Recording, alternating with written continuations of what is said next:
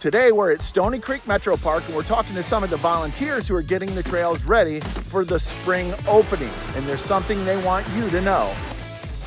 Chasing new trails? We got you. From in the saddle POVs to dialed views and rider tips, we'll help you rip. From first time in the woods to full send, this is MTB Trail View.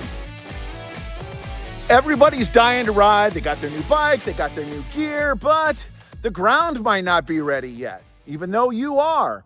And if you see those signs that say stop, trail closed, you definitely shouldn't be on them. You send out the thing, let's walk and take a look at it. Yes. And then we figure out, what our game plan is.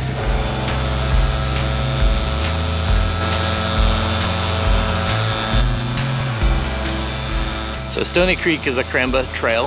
We are maintained by CRAMBA, as are a lot of the local trails like Bloomer and River Bends and all that.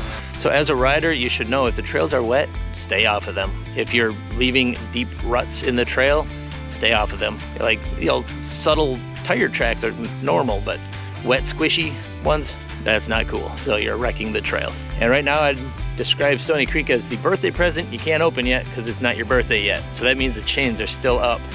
Which means don't just go around the chains. I mean, everybody's excited after a long, hard winter to get out and ride, but you can do significant damage if you ride too early when the trails are muddy, you're leaving deep ruts, things like that. Again, they can affect the trail all season. A lot of people spend a significant amount of time to fix them. It doesn't come for free. And no one wants to be the trail Nazi and say you can't ride, but it is for the betterment of the entire trail system and the community if you wait until the appropriate times to ride. The frost thaw cycle throws people off because you can come out in the morning and everything will look dry because it's frozen. So when the ground's frozen, it looks dry. And then as soon as the temperature rises a few degrees, it starts thawing. And then if you've got that top couple of inches thaws and everything below it is frozen, it just turns into putty. And so you're basically riding through peanut butter, and that's where you really track up the trail. And that creates a lot of damage that you've got to go back and fix. And even if your local trail doesn't have a chain, here's something to consider. All of southeast Michigan is basically the bottom of a glacier, right? So it's all this small kind of sandy rock. So when you kind of dig ruts, that holds water, and as a rut holds water, it kind of it's like a pothole, just keeps getting bigger, bigger, bigger. Pretty soon you've got this big hole that you've got to bring in dirt to fill. The other one is you'll create a trench in there and potentially either change the way the water drains off the trail, or basically, like I said, create areas that just keeps holding water, and then it just creates more and more of a bigger puddle, and then all of a sudden you've got a big hole and that doesn't drain, and then it becomes a perennial problem during the rest of the season.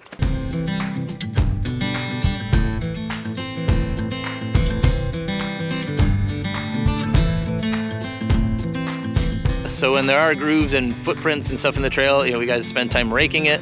Sometimes we go around with a hand tamper to take care of it.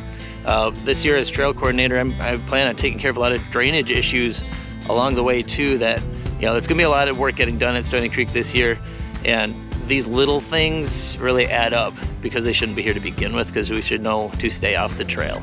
So yeah, I mean, the biggest one is, use your head when you're riding, and if it's too muddy, think of the work that you're creating for other people, and those other people aren't paid to be here, those people are volunteering to be here.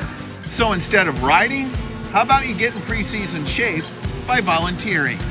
Well, for as much enjoyment as I get out of the trails, I figured it was important to get out and help contribute. The trails don't maintain themselves, and right now in the spring is where it needs a lot of help, just because of the damage that happens during the winter and what can happen if you don't maintain them right now.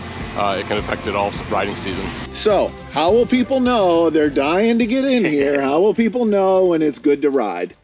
Well, I'm gonna double check with Gary Hopp at the Stony Park office, and once I know it's clear, then I'll put on the Southeast Trail conditions.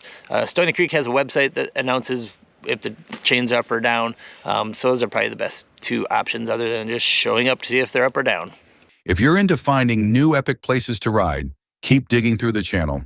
There's plenty more to explore. And while you're at it, hit subscribe and let us know what you think in the comments.